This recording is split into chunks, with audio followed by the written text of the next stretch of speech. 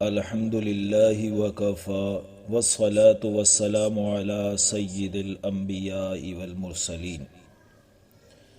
قرآن حکیم کلاس میں آج ہم سورۃ البقرہ کی 2 آیات سمجھیں گے، آیت نمبر 186 اور آیت نمبر 187۔ قرآن حکیم کلاس کی گزشتہ نشست میں سورۃ البقرہ کے رکوع نمبر 23 کا آغاز ہوا، جو دوسرے پارے کا 7واں رکوع ہے اور 6 آیات پر مشتمل ہے۔ اس ایک رکوع میں روزوں کی حکمت، اغراض و مقاصد، برکات اور احکام و مسائل بیان ہو رہے ہیں۔ گزشتہ نشست میں ہم اس رکوع کی پہلی 3 آیات سمجھ چکے ہیں۔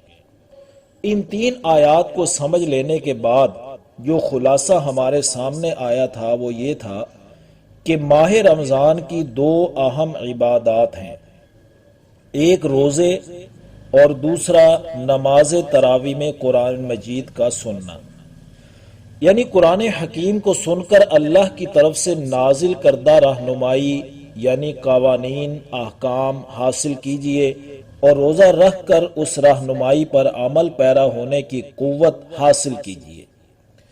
یہاں ایک بات ذہن نشین کر لیجئے کہ ہم عجمی لوگ ہیں، عربی نہیں جانتے۔ نماز تراویح میں عربی میں قرآن پاک سن کر ہم اللہ سے اجر و ثواب حاصل کرتے ہیں، جو ہم مسلمانوں کا اللہ تعالی سے اور قرآن سے وابستگی کا ایک ثبوت ہے۔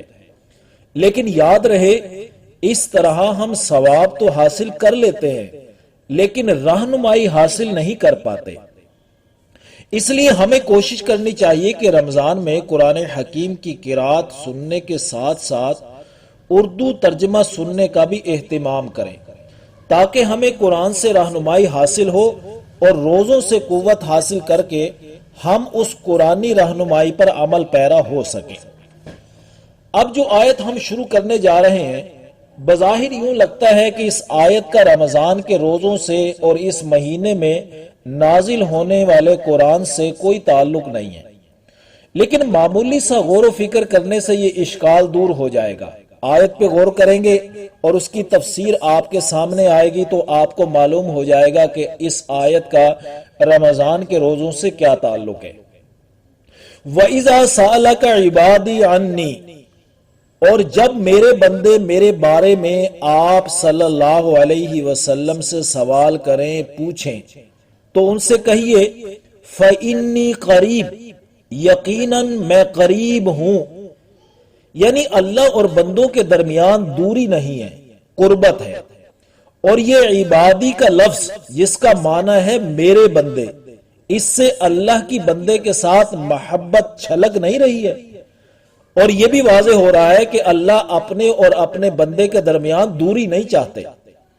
یہ دوریاں انسان خود پیدا کرتا ہے، اپنے رب کی نافرمانیاں کر کے اور بغاوت کر کے، اور اس کی بغاوت کرنے پر اس کو جگانے کے لیے جب اللہ کی طرف سے سزا کا فیصلہ ہوتا ہے اور انسان کسی نقصان کا شکار ہوتا ہے تو پھر یہ اللہ سے مانگنے کے لیے واسطے تلاش کرتا پھرتا ہے۔ یاد رکھیے، اس اللہ سے رابطہ کرنے کے لیے اس تک پہنچنے کا واسطہ کوئی پوپ نہیں، کوئی پادری نہیں، کوئی پنڈت نہیں، کوئی پیر نہیں، جب چاہو اللہ سے ہم کلام ہو جاؤ۔ علامہ اقبال رحمہ اللہ نے کیا خوب کہا ہے، کیوں خالق و مخلوق میں حائل رہیں پردے، پیران کلیسا کو کلیسا سے اٹھا دو۔ تو جو لوگ دین اسلام کی محنت میں مصروف ہیں، ان کو چاہیے کہ اپنے اپنے پیروکاروں کو اللہ کی بات پہنچا دیں کہ تمہارا رب تمہارے قریب ہے۔ آیت کے اگلے حصے میں یہ وعدہ سنیے جو اللہ اپنے بندوں سے کر رہے ہیں، اجیب دعوت الداعی اذا دعان، میں تو ہر پکارنے والے کی پکار کا جواب دیتا ہوں جب بھی وہ جہاں بھی وہ مجھے پکارے۔ یہ اللہ کا اپنے بندوں سے وعدہ ہے کہ وہ جب بھی مجھے پکاریں گے، مجھ سے دعا کریں گے تو میں ضرور جواب دوں گا۔ لیکن بظاہر دیکھتے ہیں تو سب کی دعائیں قبول ہوتی نظر نہیں آتی نا، تو اس کا جواب ذہن نشین کر لیجئے جو کئی احادیث کا خلاصہ ہے میں آپ کے سامنے ذکر کر دیتا ہوں۔ نمبر 1، دعائیں وہ قبول ہوتی ہیں جو کسی جائز کام کے لیے ہوں۔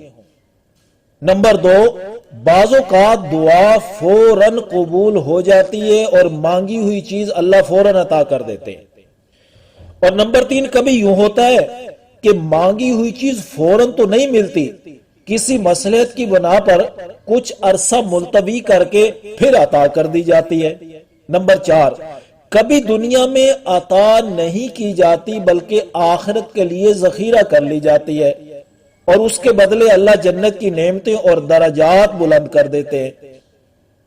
اور نمبر 5، کہ کبھی یوں ہوتا ہے کہ مانگی ہوئی چیز نہیں دی جاتی اور کوئی اور خیر و بھلائی جو اس کے لیے زیادہ بہتر ہے اللہ وہ عطا کر دیتے ہیں۔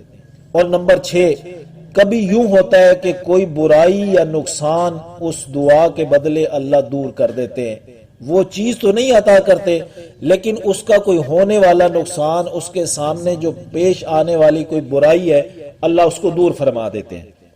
تو گویا اللہ کا یہ وعدہ سچا ہے کہ کوئی اس کے سامنے ہاتھوں کو اٹھائے وہ ہاتھ خالی نہیں لوٹتا، کسی نہ کسی شکل میں اللہ اس کو پورا فرما دیتے ہیں۔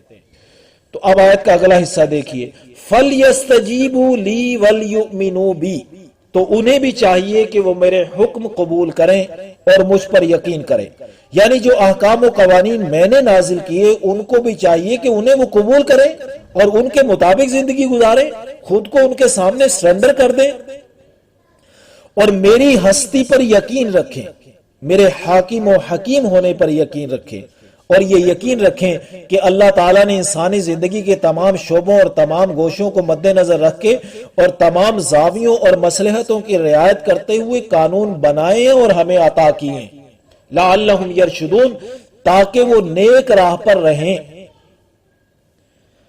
اب اس میں رمضان اور قرآن کا مقصد سامنے آ گیا کہ قرآن کو سن کر اللہ کے احکام حاصل کیجئے، ان کو قبول کیجئے، اور ان احکام پر عمل پیرا ہونے کے لیے روزے رکھ کر اپنے اندر قوت پیدا کیجئے، اور ان احکام پر عمل پیرا ہونے کے لیے جو مشکلات درپیش آئیں تو اللہ سے دعا کر کے مدد طلب کر لیجئے، اللہ تمہاری دعائیں قبول کر کے تمہیں چیزیں عطا کرتا جائے گا۔ اب اگلی طویل آیت میں ماہ رمضان کے مزید احکام و ہدایات سمجھیے۔ احل لکم لیلۃ الصیام الرفث الی نسائکم، تمہارے لیے حلال کر دیا گیا ہے روزوں کی راتوں میں اپنی بیویوں سے مشغول ہونا۔ یہ ابتدائے اسلام میں جب رمضان کے روزے ابتداً فرض ہوئے تو روزہ افطار کرنے کے بعد کھانے پینے اور بیویوں کے ساتھ مشغول ہونے کی اجازت اس وقت تک تو تھی جب تک سو نہ جائیں، سو جانے کے بعد یہ سب چیزیں حرام ہو جاتی تھی۔ پھر اس آیت مبارکہ کے ذریعے اللہ تعالیٰ کی طرف سے حکم نازل ہوا کہ اب یہ پابندی رات کو نہیں ہے، غروب آفتاب سے لے کر طلوع صبح صادق تک کھانا پینا اور اپنی بیویوں سے مشغول ہونا حلال کر دیا گیا، اور سحری کھانا باعث اجر و ثواب اور باعث برکت قرار دیا گیا۔ اب روزوں کی راتوں میں اپنی بیویوں سے مشغول ہونا حلال ہے، جائز ہے۔ اگلی حصہ دیکھیے آیت کا، ہن لباس لکم وانتم لباس لہن، وہ عورتیں تمہارا لباس ہیں اور تم ان کا لباس ہو۔ یہ خامد بیوی کا رشتہ لباس کی طرح ہے، جیسے لباس باعث زیب و زینت ہوتا ہے، یہ بھی ایک دوسرے کے لیے باعث زیب و زینت ہے۔ جیسے لباس بدن پر لپٹا اور چمٹا ہوتا ہے، یہ بھی لپٹ اور چمٹ سکتے ہیں، اور جیسے لباس بدن کو گرمی اور سردی کے اثرات سے روکتا ہے، اسی طرح یہ دونوں ایک دوسرے کو ناجائز اور حرام کاموں سے روک لیتے ہیں۔ کیونکہ انسان کے اندر موجود نفسانی خواہشات جب یہ خاوند اور بیوی کے ذریعے ایک دوسرے سے پوری ہو جاتی ہے تو ناجائز اور حرام کاموں کی طرف دھیان ہی نہیں جاتا، لہٰذا ایک دوسرے کو روک لیتے ہیں۔ اگر بات لمبی ہونے کا ڈر نہ ہوتا نا مجھے تو میں اس رشتے پر تفصیلی گفتگو کرتا یہاں پر۔ آج کا مسلمان اللہ کا اتنا باغی ہو چکا ہے کہ خاوند بیویوں سے رف رویہ اختیار کرتے ہیں اور بیویاں اپنے خاوندوں کی ناشکری کرتی نظر آتی ہیں، حالانکہ اللہ نے ان کو ایک دوسرے کا لباس کہا ہے۔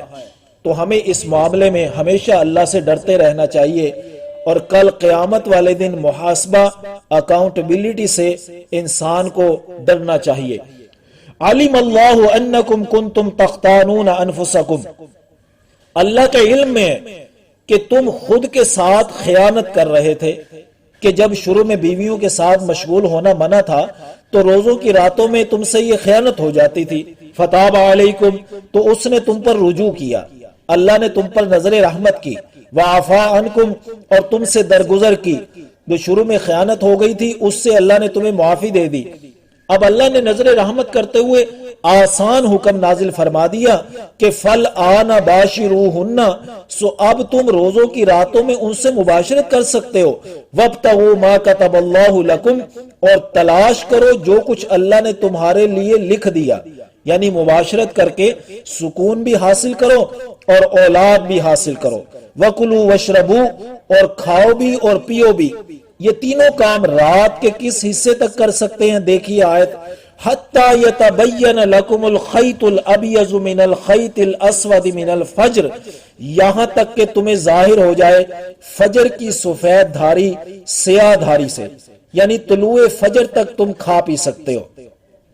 ثُمَّ أَتِمُّوا الصِّيَامَ إِلَى اللَّيْلِ، پھر طلوع صبح صادق سے لے کر رات تک روزہ پورا کرو۔ وَلَا تُبَاشِرُوهُنَّ وَأَنْتُمْ عَاكِفُونَ فِي الْمَسَاجِدِ، اور جب تم مساجد میں اعتکاف کرو تو ان بیویوں سے مباشرت مت کرو، یعنی اعتکاف کرنے کی صورت میں بیویوں کے ساتھ مباشرت کرنے کی پابندی اب بھی موجود ہے۔ اب اللہ نے یہ سارے احکام و قوانین اور ہدایات بیان کر کے فرمایا تِلْكَ حُدُودُ اللَّهِ، یہ اللہ کی حدود ہیں، باؤنڈریز ہیں۔ فَلَا تَقْرَبُوهَا، سو ان کے قریب نہ جاؤ، ان ہی ہدایات کے اندر رہتے ہوئے عمل پیرا ہو جاؤ۔ كَذَلِكَ يُبَيِّنُ اللَّهُ آيَاتِهِ لِلنَّاسِ، اسی طرح اللہ بیان کرتا ہے اپنی آیات لوگوں کے لیے، جس طرح ماہ رمضان کے متعلق احکام و ہدایات بیان کر دیے، اسی طرح اللہ ہر شعبے کے لیے اپنی آیات واضح کر دیتا ہے، احکام بیان کر دیتا ہے۔ لعلہم یتقون، تاکہ وہ بچتے رہیں، یعنی اللہ کی نازل کردہ احکام پر مطلع ہو کر ان کی خلاف ورزی کرنے سے بچتے رہیں۔ تو اللہ تعالی ہمیں اپنے احکام کی خلاف ورزی کرنے سے بچنے کی توفیق نصیب فرمائے، آمین یا رب العالمین۔